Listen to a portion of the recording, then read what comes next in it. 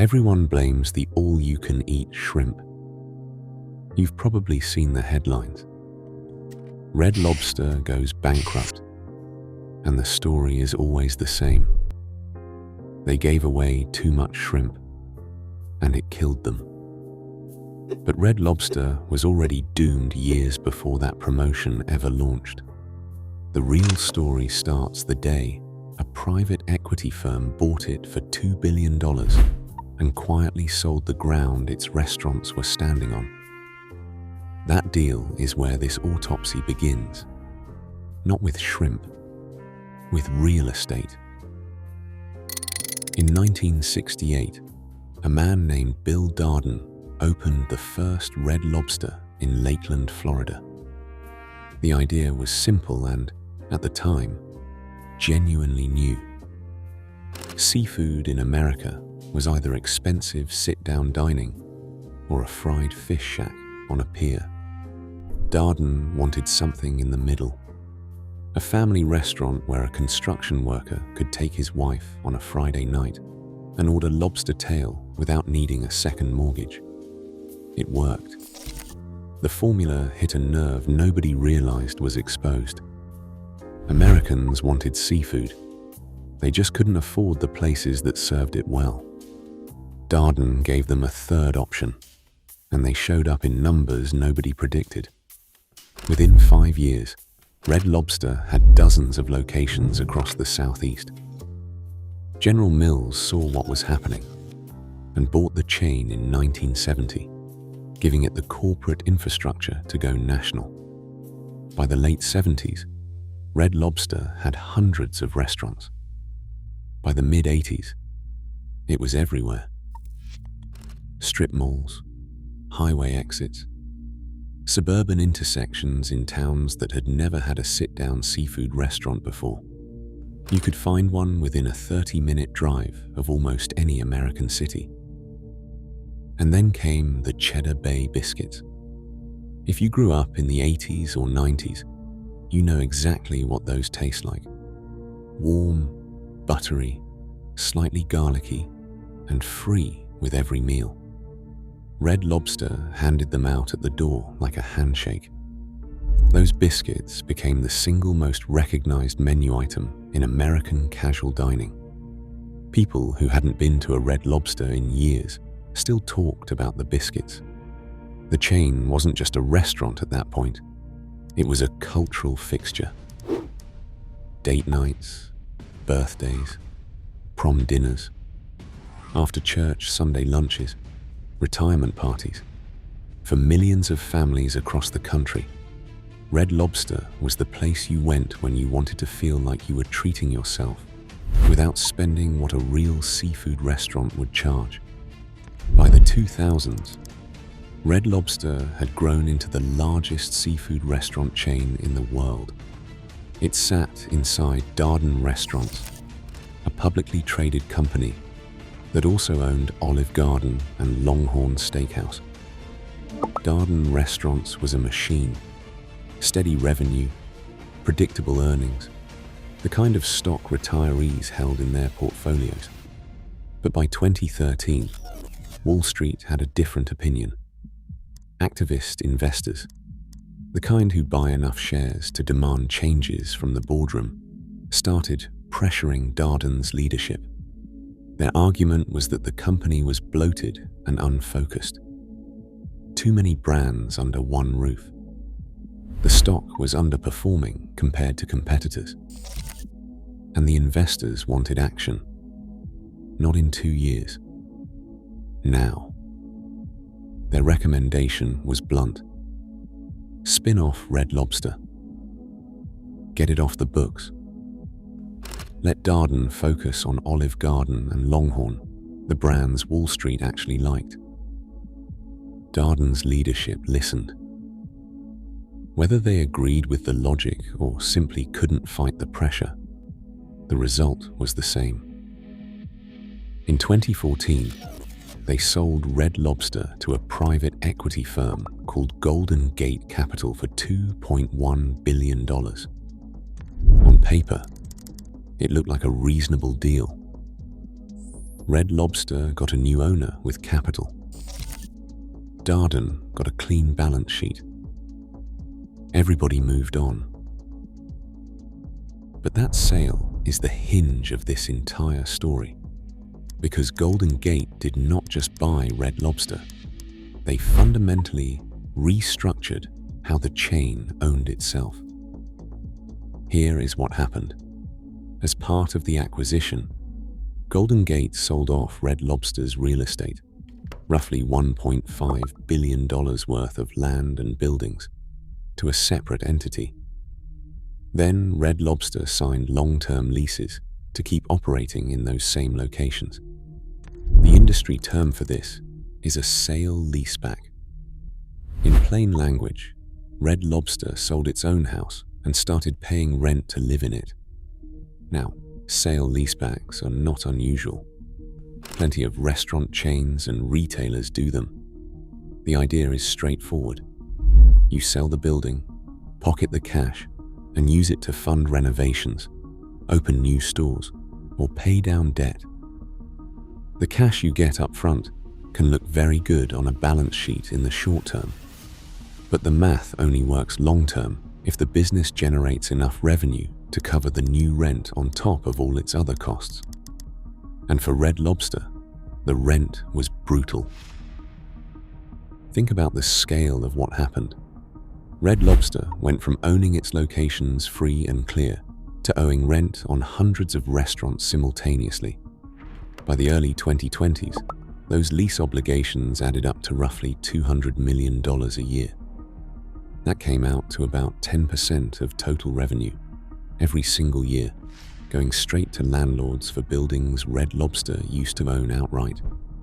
That is $200 million that cannot go toward fresher ingredients, kitchen equipment, remodeling aging dining rooms, marketing campaigns, or paying staff better wages. It is $200 million a year, locked into contracts, with no way to renegotiate and no way out. Now think about what that means for a restaurant chain already operating on thin margins. Casual dining in America runs on single-digit profit margins in a good year. Before the sale-leaseback, Red Lobster owned its locations. If a bad quarter hit, if traffic dipped, if food costs spiked, the company could cut discretionary spending and ride it out. The building was paid for. Nobody could evict you from your own property. After the sale-leaseback, there was no cushion. The rent came due, whether the dining room was packed or sitting half empty on a Tuesday night. And every year, that $200 million obligation started the clock over again. If you're watching this and wondering how this story connects to other brands that disappeared from your neighborhood, you're not alone. Hit subscribe so you don't miss the next autopsy. But the real estate wasn't the only structural problem Golden Gate introduced. There was also the question of who was sitting at the ownership table. Thai Union, one of the world's largest seafood suppliers, became a major stakeholder in Red Lobster after the Golden Gate deal. Now, Thai Union is a massive company. They process and distribute shrimp, tuna, and other seafood on a global scale. Having them as a partial owner of a seafood restaurant chain created an obvious tension. A supplier now had a direct stake in the purchasing decisions of its own customer. That doesn't mean Thai Union was pulling every string or acting as some mustache-twirling villain. The relationship was more complicated than that. Thai Union had its own business interests, and those interests included selling as much seafood as possible through every channel available. But the conflict of interest was real and structural. When the company supplying your shrimp also has ownership influence over your menu and your procurement contracts, the incentive structure gets tangled in ways that are hard to untangle. Decisions about what to buy, from whom, at what price, and in what quantity are no longer purely about what is best for the restaurants and the customers sitting inside them. So by the time we get to 2023, Red Lobster was carrying two burdens it never had under Darden. $200 million a year in rent for restaurants it used to own, and a supplier-owner relationship that blurred the line between vendor and boss. And that is the context for what happened next. In the summer of 2023, Red Lobster launched a promotion called Ultimate Endless Shrimp. The price was $20. All you can eat, as a permanent menu item, not a limited time event. The response was exactly what you'd expect. Customers packed the restaurants, lines out the door on weeknights. Social media lit up with videos of people stacking empty shrimp plates into towers, filming themselves eating plate after plate, turning the promotion into a viral spectacle.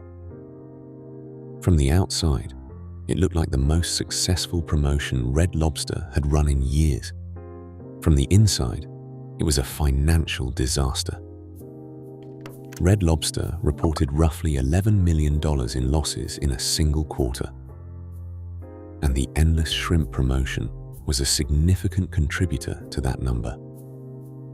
The math was ugly. The food cost on all-you-can-eat shrimp at $20.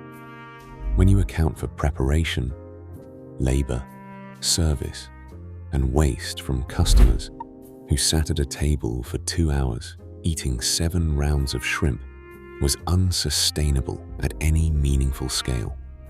The company was essentially paying customers to eat. But here is the part most people miss, and it is the reason this video exists. The Endless Shrimp promotion did not kill Red Lobster. It was the visible symptom of a business that was already bleeding out. A healthy restaurant chain can absorb a bad promotion. You pull it, you adjust, you move on. Red Lobster couldn't absorb it because there was no financial cushion left. The cushion had been sold in 2014. It was the real estate. Every dollar of loss from Endless Shrimp landed on a company that was already sending $200 million a year out the door in rent. There was nowhere to cut. There was no asset to sell. The buildings were gone. The land was gone.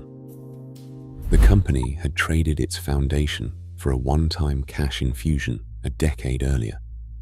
And now the consequences of that trade were compounding year after year. A different company, one that still owned its real estate, could have eaten the Endless Shrimp losses and recovered within a quarter or two. Pull the promotion, tighten food costs, maybe close a few underperforming locations that you own outright. That is what a normal recovery looks like. Red Lobster couldn't do any of that. Closing a location you're leasing means breaking a lease or paying out the remaining term. Tightening food costs when your major supplier has an ownership stake adds another layer of complication. Every exit was blocked. By early 2024, the situation was terminal. Red Lobster had accumulated nearly $300 million in debt. The leases were locked into contracts that stretched years into the future. The losses were mounting quarter after quarter. Suppliers were tightening terms because they could see the balance sheet. Locations that had operated profitably for decades were suddenly underwater because the cost structure underneath them had been permanently inflated. In May of 2024, Red Lobster filed for Chapter 11, Bankruptcy protection. The filing listed debts approaching $300 million and a cost structure that could not sustain the business in its current form. The company announced it would close dozens of locations immediately, with more under review. The closures were not orderly. Some locations shut down overnight without warning. Employees showed up for their shifts to find the doors locked and paper taped over the windows. Equipment sat inside. Tables were still set. In some towns, the Red Lobster had been open for 20 or 30 years. People drove past and saw the parking lot empty for the first time in their memory. The bankruptcy filing laid it out plainly. The company's financial problems were structural, not operational. Red Lobster was not failing because people stopped eating there. It was failing because the cost of operating had been permanently inflated by decisions made a decade earlier. The leases were the anchor. The accumulated debt was the chain. And the endless shrimp promotion, the thing everyone pointed to, was just the last weight on a structure that had already been hollowed out from below. There is a lesson in this that goes well beyond restaurants. You can take a profitable, beloved, decades-old business and destroy it without changing a single item on the menu. You don't have to serve bad food. You don't have to alienate customers. You don't even have to make a product anyone dislikes. All you have to do is sell the ground it stands on and make it pay rent to exist. The customers keep coming. The product stays the same. And the company slowly bleeds out from underneath, invisible to everyone eating inside. This is a playbook. And Red Lobster is not the only company it has been run on. Private equity firms have done variations of this across retail, healthcare, and housing for decades. Buy the company, strip the assets, load it with obligations, and extract value on the way out. The people who work there and the people who eat there are the last to find out. That is what happened to Red Lobster. The shrimp got the headlines. The real estate was the cause of death. A financial engineering decision made in 2014, executed quietly, stripped the company of the one thing that had kept it alive through every recession, every trend, every shift in American dining. It owned where it operated. And then, one day, it didn't. Bill Darden built Red Lobster on a simple promise. Good seafood, fair price. Every town in America. 56 years later, the restaurants were still full. The biscuits were still warm. The customers never left. But the floor had been sold out from under all of it, and nobody told them until the building came down. If this story made you think about another brand that disappeared the same way, drop the name in the comments. And if you want to see how a different company got hollowed out by the same playbook, that video is on screen now.